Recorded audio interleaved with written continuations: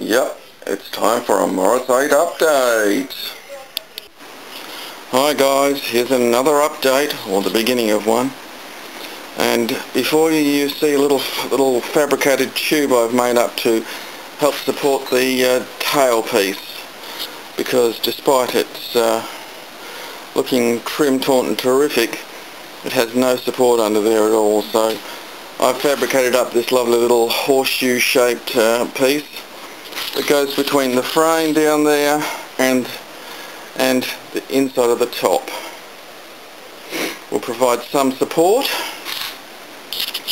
Now I've just got to sort of clean up the welds down there because I had to pie cut the sides in order to make it fit. If you look on this piece of steel, you'll see I've traced a line having held it up to the bottom of the tail piece, and that's our profile for the driver's side. Once I carefully cut that with the angle grinder, I can then position it underneath the bottom rail there, and I'll have two lines the same to put the sides to. Won't that be cute? Hi guys, what do you think of this new addition to the project? Managed to pick up a proper Morris Z steering wheel and off eBay. It cost me all of $40 including postage, and it's even just a touch smaller in diameter than the Morris one, which I'm holding up there for comparison, which gives me a little bit more leg room under it, which is great.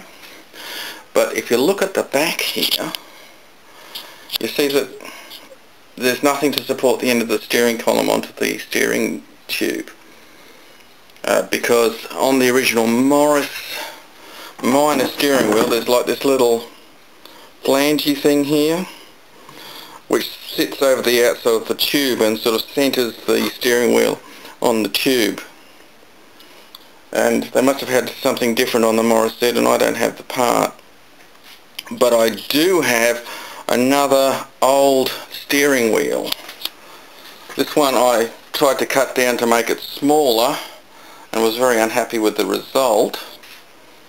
So I'm going to see the little line I've drawn on the where are we here? Hang on. There we go.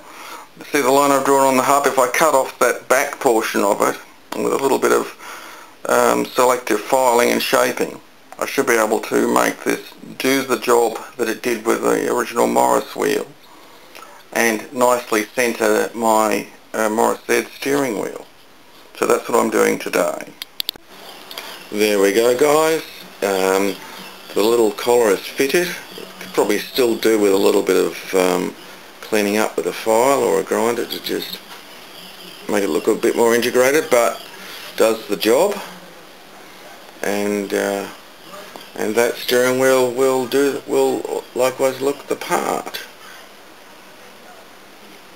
It doesn't really have provision there for a horn button, but I'll put one of those on the dash there instead of that pull switch thing here. Anyway, there we go. It's now fitted to the steering column. It does the job quite nicely of centering the steering wheel. Oh, pardon my yawning. I will be quite happy with that. The steering wheel doesn't have any provision in it for a horn button in the middle, but as the legal requirement is that you have a horn button, not that it be in the middle of your steering column, it will go onto the dash down below the speedometer there, probably instead of a wiper switch, because the car won't have a screen. One little thing I've done is I've shortened the glove box lid. It's going to need a little bit of tidying up, but that will do the job. I've got some cute little hinges to hook it on. So there we go. Hi there. You may be wondering just what this has to do with the Morris. Well, this is the beginning of a sandblasting cabinet that I'm going to make to clean up a whole lot of metal parts of the car, because I'm utterly and totally sick of using wire brushes and trying to scrape off 60 or 70 years worth of paint. It's just too tedious for words. Now, this steel table frame I picked up from my brother's place in his scrap heap. Grand cost nothing, and it even has these lovely little adjustable feet, so I can make sure that it will always sit level. See them down there? Aren't they cute?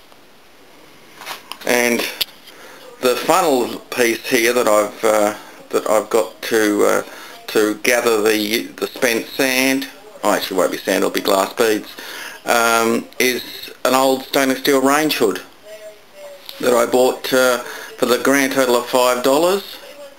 A couple of bobs worth of gas, and that's a really good foundation for the sandblasting cabinet. I'm sure I'll show you more of this as I progress with the project. Cheers!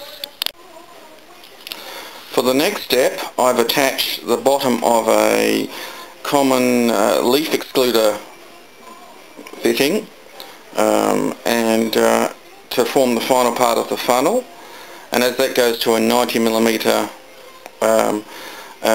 outlet, I can now just use some polypipe fittings to create a little reservoir. I'll use a step-up thing to take it up to 100mm, and then I'll use a short section of pipe to form the reservoir, and an end cap fitting so that I can put a cap on so that I can drain out the used media when I'm ready. And of course I'll make sure the pickup for my my siphon sandblasting gun will fit into the bottom of this reservoir, and that should work quite nicely. Then I just have to make the box to go on top.